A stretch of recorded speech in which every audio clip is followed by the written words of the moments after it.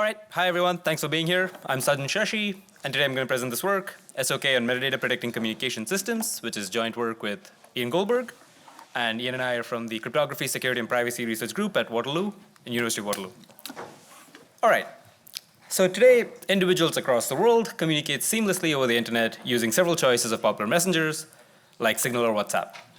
And we innately expect such conversations that we have over the internet to have same privacy as us conversing with our correspondent in person in a private space.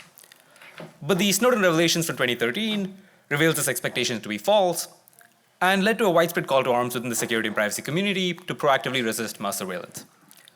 Now, this eventually resulted in the wide adoption of end-to-end encryption as a standard for the vast majority of communications over the internet. But is end-to-end encryption sufficient for private communications? Well, sadly, no. And this is because while end-to-end encryption protects the contents or data of communications in transit, it offers no guarantees to or protections to the metadata of such communications. And it turns out, oftentimes, metadata alone can leak private information. For instance, consider Alice, who is in contact with a cancer research center, or a divorce attorney, or a recruitment agency. Simply, the existence of such conversations can in fact be privacy intrusive to Alice. And so to truly protect our online communications, we need systems that can protect both users' data and metadata of communications. And research in this direction, in fact, well predates the Snowden revelations and starts all the way back in 1981 with David Chaum's mixed networks, which were designed for untraceable email communications. And over the last 4 decades, we've witnessed several different forms of anonymous communication networks. And most of the early literature in this period were focused on onion routing systems like Tor or P2P-based anonymous communication systems. Now, both of these, in fact, have been limited in their privacy guarantees in the face of a strong global adversary. And so in this work, we focus on systems that target a global network adversary that can observe all communications on the network, and we can still have some protections on at least one form of metadata of its users' communications. And we focus predominantly on works that are 2010 or later. And so we coined this term metadata-protecting communication systems to capture this precisely, and we intentionally keep this definition broad to cover a wide variety of systems that have surfaced in the recent years. All right, so to give some background on these type of systems, existing MPCS typically aim to support one of two functionalities, either they're end-to-end or broadcast. And an end-to-end MPCS protects the conversation relationships of who's communicating with whom on such networks, or even perhaps the existence of such communications. While broadcast MPCS protects the sender of broadcasted messages from network adversaries. Now, as for privacy goals, as I kind of alluded to earlier, oftentimes previous works overload this word anonymous communications, but fortunately, a recent taxonomy by Christian Kuhn and al. From PETS 19 provide very specific privacy notions for such existing anonymous communication systems. And so in this work, we identify 4 privacy notions from Kuhn's taxonomy that well classify the 31 systems we systematized. And namely, we discover that systems can be categorized into either sender message unlinkability, which essentially states that an adversary cannot link the sender and the message they submit in such systems, or the analogous receiver message unlinkability, where the adversary can't tie the message to the recipient who received it. And there's message unobservability with sender message unlinkability and receiver message unlinkability, or what Kuhn's taxonomy often calls as relationship unobservability, and so we use that terminology here. And finally, the highest level of privacy notion you can attain in such networks, which is communication observability, which states that the adversary cannot even determine if and communication is currently ongoing or not. Now, in our work, we use a combination of such functionality and privacy goals to categorize existing systems. And that's mainly because you can make them evenly comparable, because otherwise you can't compare systems that have different functionality or privacy goals together. And so our work identifies 4 categories, since some combinations of these 2 privacy and 4 privacy and 2 functionality goals do not actually make meaningful categories. For instance, any notion receiver message unlinkability or higher does not really pair with end-to-end. And so the main purpose of these categories, like I said, are to just be able to compare and contrast systems and techniques. And so the 4 categories are sender unlinkable broadcast systems, which ties sender message unlinkability with the broadcast functionality, and it's analogous for the end-to-end setting, which is sender unlinkable messaging systems. Relationship unobservable systems, as I said, ties the relationship unobservable privacy goal with the end-to-end goal, and similarly communication observable systems tie communication observability with end-to-end.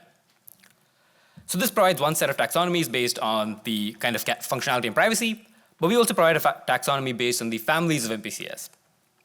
And here what we call as family is essentially identifying the core underlying technique that have been used towards designing such metadata-protected communication systems. And so we identify 6 different families in this work. And the first one, of course, is the famous Dining Cryptographer networks, or DCNets, which is an early approach for MPCS from David Chaum. And these systems in its original form require that all clients are connected to each other, with all clients submitting carefully crafted cover ciphertexts for every single client's transmissions. While advances since then have provided server-aided mechanisms to do this, it still requires that all servers are connected to each other, and from a deployment standpoint, this becomes quite impractical. And some notable examples in this type of family include Descent, D3, and Verdict, and of course DCNets itself, the famous starting one. The next approach is based on mixnets, and mixnets are also another early approach that was started by David Chaum. And the idea in mixnets is typically to have user messages shuffled by multiple mixed servers as messages pass through the system. And so this essentially disassociates messages from their senders before they're delivered to their receivers. And again, some notable examples in this type of systems include Riffle, XRD or Crossroads, CMix, Atom, and Lopix. Oops. There's also been constructions that are based on differential privacy, or DP. But really, such constructions are typically based on mixnets, and then they end up using differential privacy to make such systems more efficient and scalable. And these systems typically make traditional mixnet designs support better latencies and are more scalable. Nonetheless, the introduction of differential privacy alone kind of shifts the underlying privacy guarantee, and so we classify these as their own family of systems. Then we have private information retrieval, or PIR-based systems, which have been proposed towards MPCS a while back. And by definition, PIR innately facilitates these receiver message unlinkability privacy notion. But moreover, PIR-based designs can be have introduced the usage of computational assumptions. And so these assumptions itself are different than the distributed trust assumption that most other works use. And so by that own regard, they're meritable for that reason alone. The other direction that has been kind of come out of this PIR direction is the reverse PIR, which starts with Bonnet and Gibbs's work called Riposte. So as the name suggests, the idea of reverse PIR is to kind of use PIR in the reverse direction to write into a secret location within a database.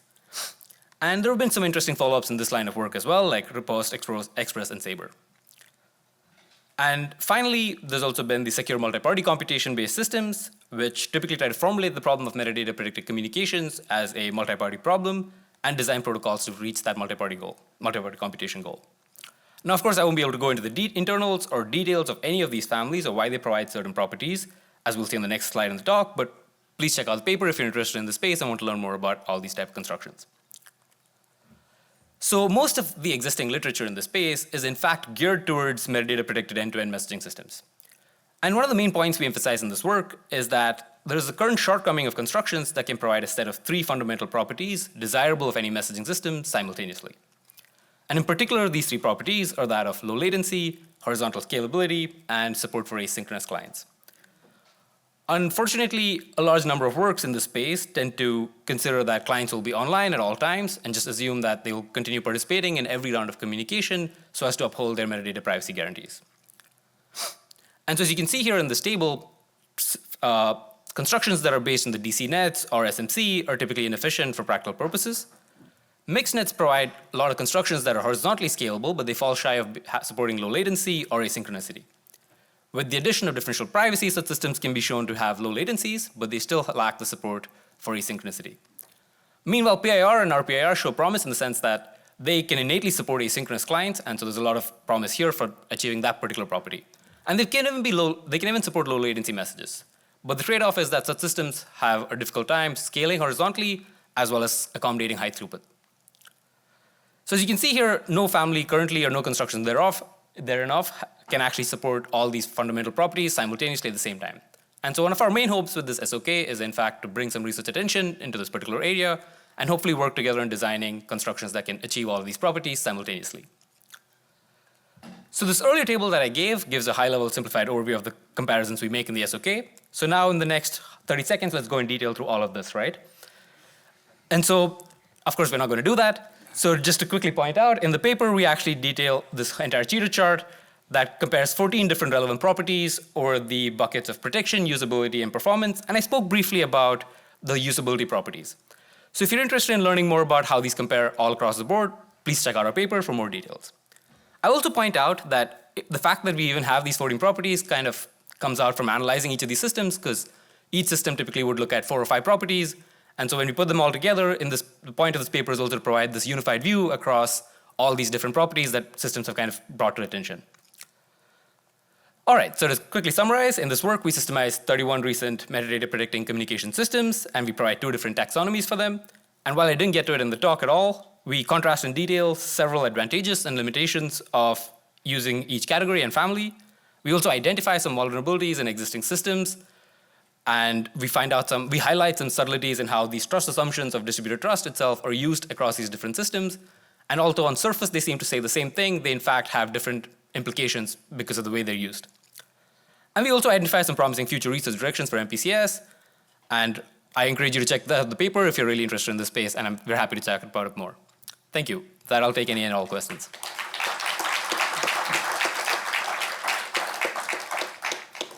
I see Claudia.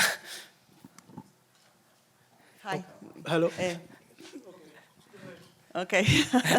Thanks for the presentation. Just a very quick question.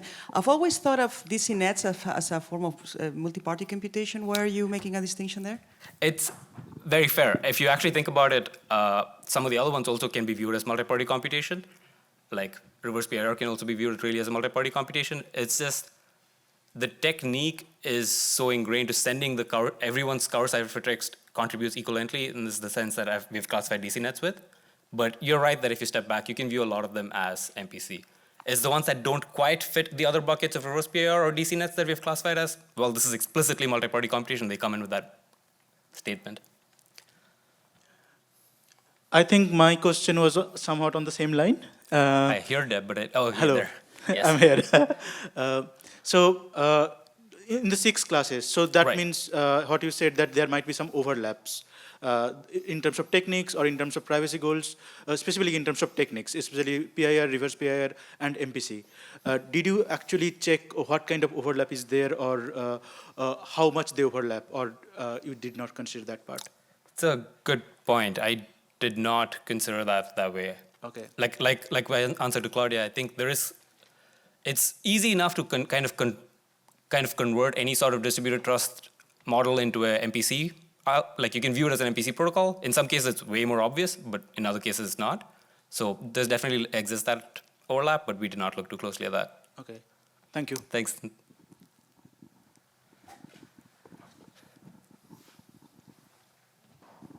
Hey, thanks for the talk. Actually, I have a question on a paper from DeBioti. But so when you were presenting the slide 18, I think you showed that we get 2 out of 3 properties, and I loosely remember that it's kind of a fundamental thing in the space. But if I recall correctly, you were saying that, we should do more work. So I was curious if you have ideas for direction there, stuff that hasn't been explored. Yeah, I'm just curious about your thoughts. It's funny, the person who did that paper is the one who asked the last question. Yeah, I know. Right. Okay, but yes. So we mentioned some ideas. Okay, I think I'll also point out that the trilemma effect that you're speaking of does not really consider asynchronicity. I believe theirs was, I'm blanking out now, but I think it was low latency, strong anonymity, and Deb, help me out. Bandwidth overhead, there we are. That was the 3. But asynchronicity is maybe a new axis in this particular dilemma. I wonder if that's a new thing to consider, if there's a 4-way dilemma at that point. Also scalability, sorry, yeah, right. That's not part of the trilemma effect that he points out. As for new directions, I think one of the least studied parts of it is in fact the asynchronicity. And so we point out there have been maybe 2 different styles of asynchronous supporting systems so far, and maybe we can design more. So that's something to look at. And I think that might hold a lot more promise for future. Cool, thanks a lot. Yeah, hi. Oh, I see. So slightly different question on one of the properties. So you mentioned you also looked at performance and tried to compare. Can you give some logic or some intuition behind how you were able to compare it? Because I think all these systems, some of them are, let's say, made only for email. On some of them, you can actually access websites. So how will you quantify and compare performance among these systems? It's a very good question. We don't have a good answer. Like, let me be very clear about that. So we try to put down, being computer scientists, we put down asymptotics on how much the performance are in terms of the user's messages and all of that. But that really doesn't translate well to the final latency you get because, like you said, different systems use different servers, different mechanisms. So there isn't a good answer, and that's something that could be an interesting thing to look at. How can we get good empirical evaluations in a fair way across the board, right? I don't think we have any good solutions right now. The best right now we do in our paper at least is give the numbers that those systems reported by themselves in their own experiment setup. So it's really not a good fair comparison, but you can at least take home the sense of, well, what is the wire second latency at the end of the day if I had these many servers and these many users. But by no means is it a good comparison across the board. Thanks. Okay, let's thank the speaker.